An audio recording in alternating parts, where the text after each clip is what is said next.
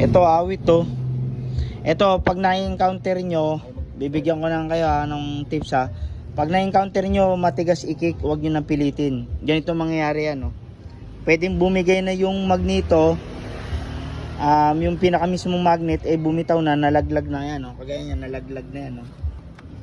Ibig sabihin nalaglag na, so possible maiipit siya. Buti nga hindi nasira stator ngayon lang to pag paalis na kasi si Willie, biglang pag ano niya, tumigas yung kick. Pag matigas yung kick, wag nyo nang pilitin, ganito mangyayari sa inyo. Yan, bitaw yung magneto, sumampa na dito sa stator. Yan. So ang cause niyan, hihina yung kuryente na supply. Pwedeng matagal ng laglag to, ngayon lang talaga bumigay, dalawa na lang yung nakakapit, kaya minsan mahina yung kuryente ng magneto, na mahina yung supply papuntang CDI nyo. Yan, ito ayun din yung cause pag ganito nasira yung magneto nyo.